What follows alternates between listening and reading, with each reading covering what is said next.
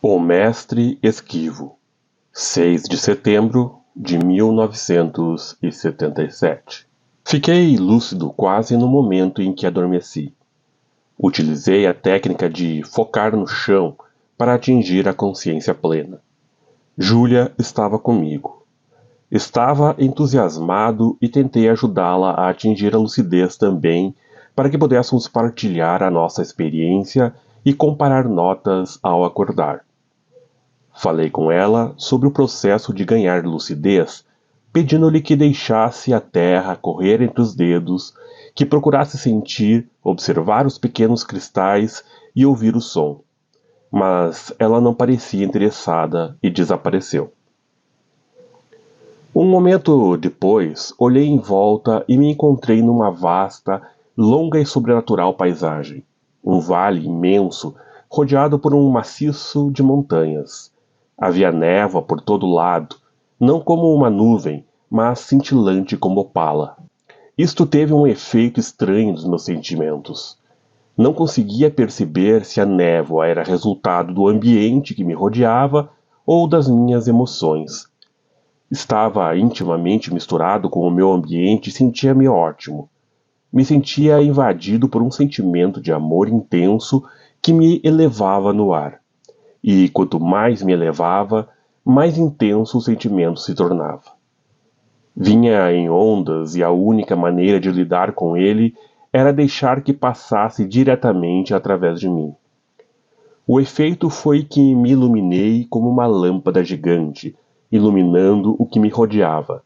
Senti uma felicidade total. Não lembro quanto tempo fiquei nesse estado, mas tive o desejo de voltar a contatar o mestre chinês, mais por curiosidade do que por necessidade. Concentrei a minha atenção no mestre enquanto entoava o mantra e com isso fui varrido do chão e catapultado pelo ar. Mas o movimento era inconsistente. A sensação de alegria já não estava lá. Tive de usar o poder da minha mente para manter o movimento. O ambiente começou a mudar. Em pouco tempo, olhei para as águas negras e agitadas do oceano por baixo de mim. Algumas ondas erguiam-se assustadoramente no ar, cada vez mais alto. Perdi a altitude de forma alarmante e fiquei logo rodeado de ondas gigantescas por todos os lados. Desviei-me para dentro e para fora, evitando as montanhas de água, tentando desesperadamente ganhar altitude. Mas quando mais ansioso ficava, mais perdia o controle, até mergulhar no mar. Com medo de estar me afogando, gritei por socorro. Não era um sonho, mas a realidade. Sentia o frio e o medo da desgraça. Num esforço desesperado, tentei reunir o meu poder de raciocínio para me lembrar que estava no controle, mas a realidade do oceano furioso à minha volta tornava ridícula a noção de que eu estava no comando. Fui atirado de um lado para o outro violentamente, esmagado por forças titânicas que me tornaram completamente indefeso. Com um último esforço, poderoso, e com o desespero de um homem que está se afogando, gritei por ajuda ao meu mestre. De repente, como que vindo do nada, um anel foi lançado sobre mim e fui puxado para uma plataforma. Neste momento, estava um homem que me puxou mais para perto. Me pareceu que reconhecia o meu amigo chinês, mas quando me aproximei, reparei que não era de fato o mestre que eu esperava que fosse. Era um antigo professor meu de ensino religioso da escola. Queria um mestre, disse ele enquanto eu subia para a jangada. Eu sou o teu mestre. Ele riu alto. Nunca gostei desse professor e fiquei profundamente desiludido. Fiz um grande esforço de vontade até que abri os olhos físicos na minha cama. Sentia-me chateado, até mesmo zangado, por estar deitado na minha cama com os olhos bem abertos. Depois vi o lado engraçado. Tinha sido troçado porque tinha gritado por ajuda como uma criança. E que grande piada cruel e uma esplêndida lição. Era preciso ter coragem para conquistar estes mundos. Era típico do meu amigo chinês troçar de mim e ridicularizar a minha fraqueza. Testes finais, 8 de março de 1980. Na mesma manhã em que me tinha visitado na vida do pequeno tirano, deitei-me na minha cama com os olhos fechados, ainda muito sensibilizado para a dimensão seguinte. Mesmo quando os abria, sabia que podia voltar facilmente à lucidez e deixar o meu corpo. Tinha ainda a sensação familiar da dupla consciência que me permitia transportar-me para qualquer parte do universo numa outra dimensão com um ato de vontade.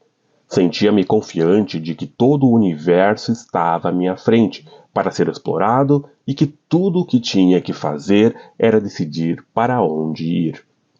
Finalmente, mergulhei completamente no segundo estado de consciência.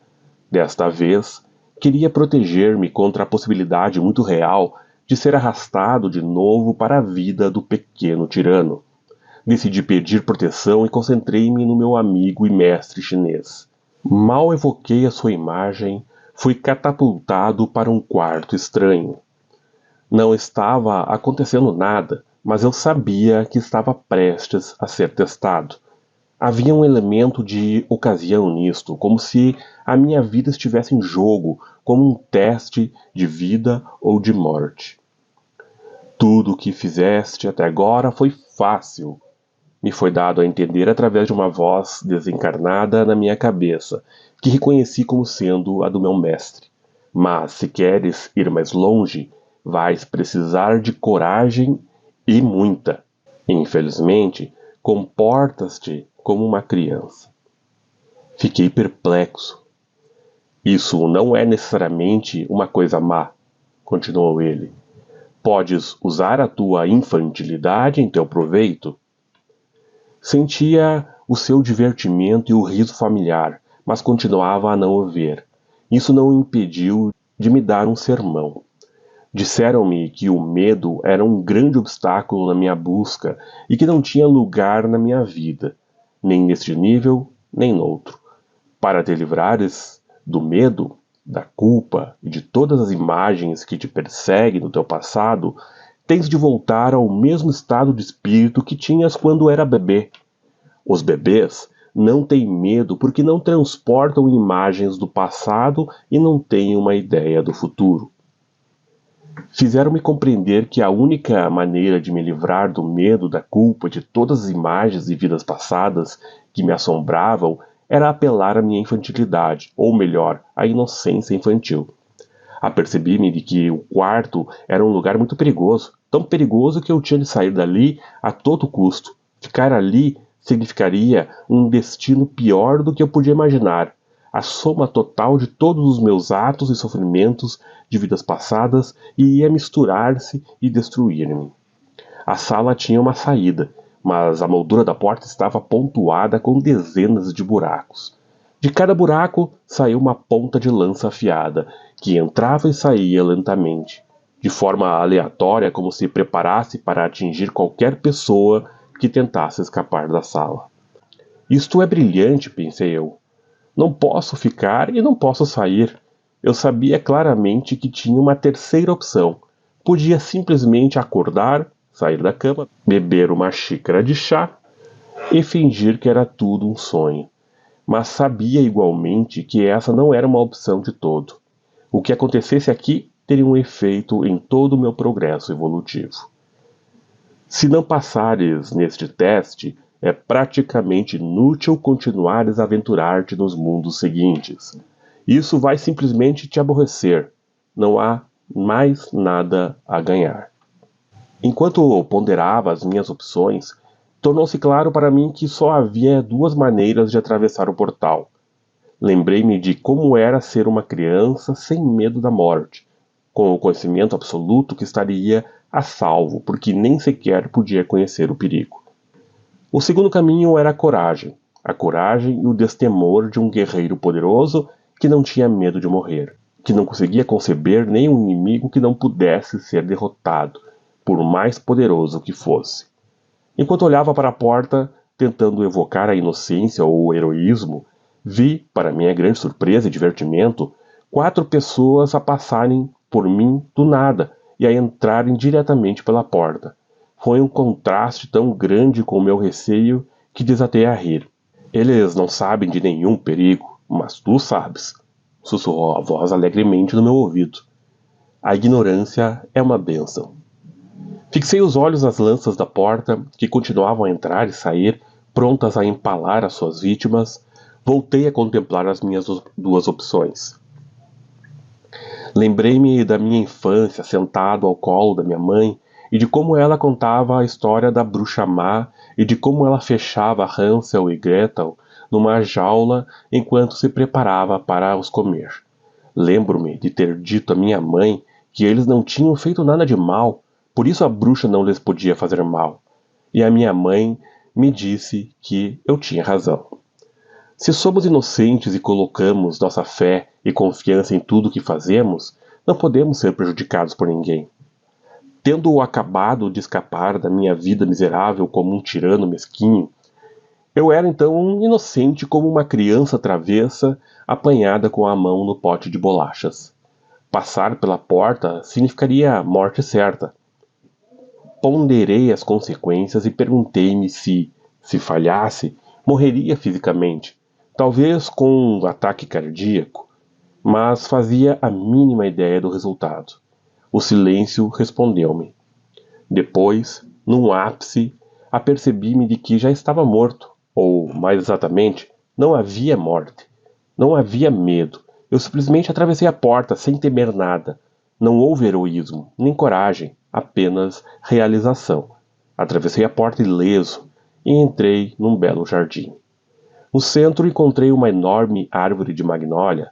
Quando olhei para cima, uma grande flor caiu e pousou suavemente nas minhas mãos. Olhei carinhosamente para as pétalas que se rendiam nas minhas palmas. Tinha passado no teste.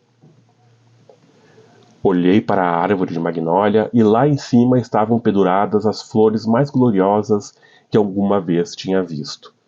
Fiz um esforço para me elevar do chão para o ar para apanhar a flor. Foi um trabalho árduo e foram necessárias várias tentativas e uma série de acrobacias elaboradas para conseguir chegar ao topo. Quando lá cheguei, vi que a mesma flor que me esforçava para apanhar já estava aninhada na minha mão. Senti-me tolo por ter caído na ilusão. As grandes subdivisões dimensionais. Depois de muitos anos deixando meu corpo e investigando realidades alternativas, sinto-me tentado a fazer um resumo e pintar uma imagem razoavelmente abrangente de como será a vida quando nos dissociarmos finalmente das vibrações densas que formam nossa dimensão física. De certa forma, isso pode diferir dos relatos feitos por médiuns e videntes. Primeiro, porque são relatos em primeira mão, e segundo, porque não são dirigidos aos enlutados. Consequentemente, eu me vejo mais como um repórter do que como um conselheiro, um pesquisador, em vez de um transmissor de opiniões de outras pessoas ou de observações espirituais. O fato de eu mesmo ter estado lá para ver e ouvir poder preencher quaisquer lacunas no conhecimento que os médiuns possam ter trazido com eles. Estou confiante do fato de que a ciência chegou à conclusão de que a vida física no universo simplesmente não pode existir sem outras dimensões que sustentem sua existência. Infelizmente, não sou um cientista. Se fosse, meu ponto de vista teria sido condicionado de forma bem diferente do meu trabalho como artista. As conclusões que chego são obviamente subjetivas e futuros observadores podem diferir em suas próprias conclusões. Surpreendentemente, a ciência levou muito tempo para perceber que fazemos parte de um universo múltiplo. É a mesma mudança de paradigma para a nossa percepção que as descobertas do fogo, da roda e de que a Terra é uma esfera e gira em torno do Sol. Por incrível que pareça, a psicologia e a ciência da mente ainda precisam se atualizar e ir além da visão da consciência como uma função de eventos biológicos e químicos dentro do cérebro. O que teremos de reconhecer é o fato de que o universo lá fora não apenas tem a sua origem em outras dimensões, mas que nós, como organismos vivos, estamos a todo momento operando em outras dimensões sem perceber, aqui e agora, De fato, imaginar que poderíamos funcionar como entidades dimensionais puramente físicas me parece absurdo, pois seria o mesmo que imaginar que a Terra poderia existir sem o espaço em que está suspensa. Por incrível que pareça, ainda acreditamos que o cérebro é o principal órgão de armazenamento de tudo que vivenciamos. Considerando o fato de que cada momento, a cada fração de segundo, encontramos trilhões de bits de informações somente por meio da nossa visão. Fica claro que os cientistas ainda não têm ideia de onde ou como os dados são armazenados. Tudo que sabemos é que as sinapses do cérebro processam os dados. Ao estudar o cérebro de um ponto de vista biológico, podemos entender sua função, mas não seu mistério mais profundo. Quando olhamos para ele a partir da próxima dimensão, o cérebro é uma fantástica estação de retransmissão, uma planta de processamento e comunicação entre duas dimensões. As informações parecem estar armazenadas em outra dimensão, em um estado que simplesmente não pode ser atribuído a moléculas ou átomos físicos. Isso não se aplica apenas às informações coletadas em nosso contínuo tempo-espaço atual, mas também às informações coletadas enquanto vivemos em diversas configurações de energia, como vidas anteriores e intervidas. Em primeiro lugar, teremos de aceitar que a vida na próxima dimensão será diferente para todos, da mesma forma que é aqui. Portanto, é impossível fazer uma descrição abrangente da vida lá. Cada vida após a morte será diferente. A melhor maneira de descrevê-la é traçar um paralelo entre três visitantes do espaço sideral que aterrissam na Terra e têm que reclamar o que encontram. Um aterriza no deserto, o outro no meio de Veneza e o terceiro embaixo d'água na Grande Barreira de Corais. Obviamente, cada um deles daria um relato preciso, mas totalmente diferente.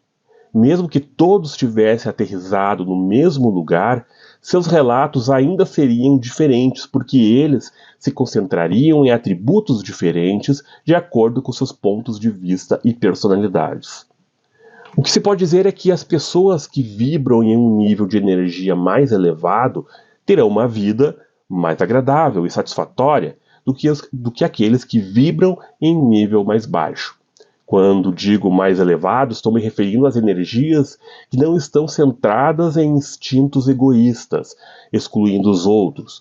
Os psicólogos do futuro trabalharão de forma mais eficaz quando reconhecerem que existem hierarquias de energias, o que levará a vidas mais satisfatórias. Um fato apontado em profundidade pelo psicólogo americano Abraham Maslow, e investigado e aplicado atualmente por terapeutas cognitivos.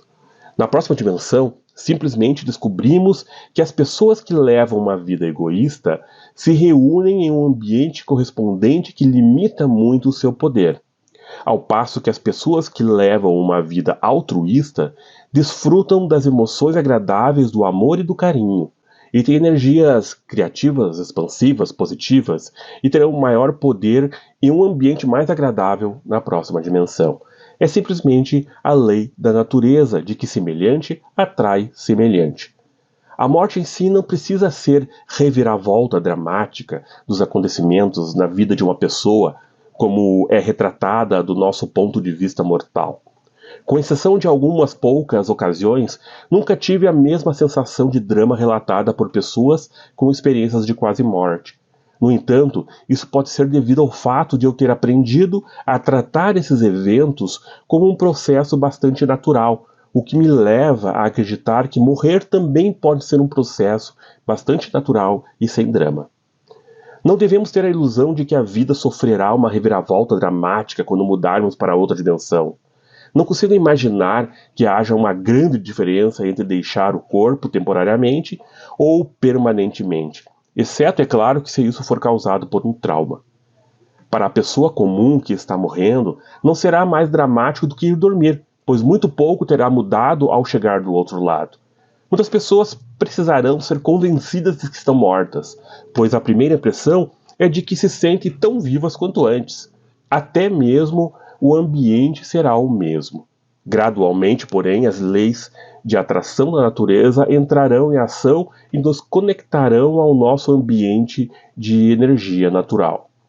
Isso pode significar que nosso ambiente se transformará no proverbial céu ou inferno. Ou podemos continuar simples e gradualmente de onde paramos por meio do processo gradual de aprendizado e avanço. Muitos de nós que sofrem de depressão podem se encontrar em um mundo sombrio.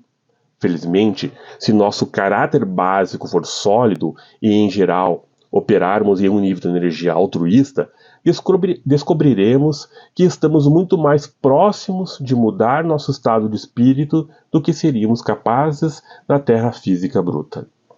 Para começar, atrairíamos ajudantes e energias que nos ajudariam no momento em que abríssemos nossas mentes e corações. No entanto, isso não acontece automaticamente. A mente precisa se abrir primeiro. Não há muito sentido em descrever a vida após a morte. A vida após a morte de um astro do rock será totalmente diferente de uma freira ou de um piloto de corrida, da mesma forma que o leitor imagine como será a sua própria vida após a morte, depois de levar em consideração todos os seus sonhos, amores e gostos. As subdivisões amplas. Como já estabelecemos, não é possível fazer uma descrição abrangente da dimensão superior. O que escrevi nada mais é do que diários de viagem como os escritos por qualquer escritor de viagens ortodoxo. O melhor que se pode fazer é descrever certas leis universais que sustentam as dimensões e permitir que os leitores usem sua imaginação para pintar seu próprio quadro. Há um consenso entre os místicos e ocultistas, que se referem a essas dimensões como planos astrais ou mentais, de que o propósito desses mundos é expressar e satisfazer desejos, e como na Terra, proporcionar um campo de treinamento para o autodesenvolvimento, e é exatamente isso que eles fazem. Vamos começar com o autodesenvolvimento. Não pode haver um melhor campo de treinamento para a evolução do que a mais baixa e infernal das dimensões, onde o indivíduo se depara com as deficiências de sua personalidade e experimenta as terríveis consequências de suas ações. Se esse tipo de sistema de aprendizado pudesse ser implantado na Terra, substituindo as formas tradicionais de encarceramento e punição, as taxas de criminalidade cairiam drasticamente, pois no instante que um crime fosse cometido, o criminoso experimentaria o crime do ponto de vista da sua vítima e sofreria as mesmas consequências. Essas são simplesmente as maneiras pelas quais a natureza funciona. A justiça e a injustiça e a punição não são administradas por uma inteligência superior. Elas são simplesmente o resultado de equilíbrios sutis de energia. Mesmo na subdivisão superior, o aprendizado, a autoexpressão e a evolução são os aspectos primordiais da vida dimensional superior. Há muitas oportunidades de educação adicional depois da novidade de perseguir os próprios sonhos. Mas viver e realizar os próprios sonhos é, sem dúvida, um dos aspectos mais importantes e, para muitos, a função mais atraente das outras dimensões. O desejo de todas as coisas pelas quais lutamos nesta vida acumula poderosas energias e a maneira como a natureza projetou sua liberação é permitindo que possamos expressá-las plenamente na próxima dimensão. Para muitos de nós que vivemos aqui na Terra, isso seria um prêmio na loteria, embora isso possa significar coisas diferentes para pessoas diferentes. Já vi pessoas dirigindo supercarros, morando em casas magníficas e tendo todos os apetrechos de um estilo de vida milionário, embora a expressão desses desejos dependa muito do nível que o indivíduo avançou. Simplesmente não há energia criativa suficiente nos níveis inferiores para permitir que esses sonhos se realizem, e a pessoa terá de conquistar o poder de realização por meio de um processo de purificação moral e psicológica. Além disso, a ausência de envelhecimento, doença e decadência e todas as coisas que são necessárias para manter o funcionamento do corpo físico são tremendos bônus adicionais, assim como o poder de viajar instantaneamente para qualquer lugar que desejar. Quanto mais uma pessoa purificar sua composição psicológica, Harmonizando sua natureza, mais sua vida se tornará simétrica e permitirá um fluxo maior de energias, o que por sua vez abrirá seus canais criativos e a partir daí o poder de criação aumenta proporcionalmente. Esses poderes se tornam cada vez mais ampliados nos níveis dimensionais mais elevados, juntamente com um nível maior de percepção e uma consciência expandida. De fato, a pessoa se sincroniza com a energia universal e acessa a própria matriz da criação. Para dar um exemplo, tive dificuldades quando estava conjurando vinho em um supermercado no plano inferior e quando fiz, o vinho tinha um gosto ruim, pobre, mais parecido com suco. Em um plano muito mais elevado, as pessoas são capazes de controlar o ambiente, evocar fenômenos naturais e criar cidades incríveis e milagres de arte e ciência. No momento em que uma pessoa se eleva, a lacuna vibracional entre essa dimensão e a Terra se torna maior, e a comunicação, especialmente por meio de um clarividente, fica mais difícil. Do ponto de vista da pessoa falecida, sua motivação para entrar em contato com seus entes que ficaram na Terra diminui constantemente por dois motivos. O primeiro é que a vida na Terra, em face da expressão da consciência, é vista mais como um sonho distante do que como realidade. E a segunda é que o indivíduo está operando em uma dimensão mais elevada e, consequentemente, tem mais poder à sua disposição para afetar o bem-estar dos seus entes queridos que ficaram na Terra. Eles estão mais sintonizados com a alma ou energia central da pessoa na Terra e podem exercer poderes maiores de forma mais sábia para ajudá-los em um nível muito mais elevado e inteligente. Certo, pessoal, terminamos aqui então essa parte. Fiz uma parte um pouco mais longa desta vez, traduzi mais porque como eu tenho dificuldade de colocar com mais frequência, então eu fiz uma tradução maior para vocês, tá? E tem bastante informação aqui para que vocês pensem em muitas coisas, estudem muitas coisas. Essas duas partes finais aqui não foram de relatos, mas de explicações que ele trouxe para nós, explicações muito interessantes que ele fala referente, primeiro, à questão da nossa consciência e do cérebro físico, o que me faz lembrar muito do que eu venho estudando agora relativo à questão da neurociência e da física quântica. Eu estou fazendo uma pós-graduação em neurociências agora para entender melhor toda essa questão de cérebro, etc. E o meu objetivo está nessa busca da compreensão melhor da consciência. E essa parte do texto encaixa muito com o que eu estou estudando, né? Mostrando que a consciência não está limitada ao cérebro físico, ou seja, um subproduto do cérebro físico, né? A consciência está muito além, e aí entram questões energéticas muito mais complexas, tá? Também ele fala aqui das questões da vida após a morte, achei bem interessante, né? Nós temos aqui uma abordagem muito, muito legal, muito diferente dessa questão aqui da vida após a morte, mostrando que o universo de cada um ele é muito complexo, né? E quando a gente for experimentar a vida após a morte, a gente vai encontrar uma vida após a morte muito relacionada com o nosso nível vibratório, e com aquilo que a gente emana de nós mesmos, né? Então, é uma abordagem bem interessante essa que ele está apresentando aqui para nós. O que vocês acham? Vocês concordam com essas opiniões dele aqui? São opiniões diferentes, mas tem uma lógica muito legal, tá? Então, vou ficando por aqui. Paz profunda, deixe seus comentários aí embaixo e até o próximo vídeo.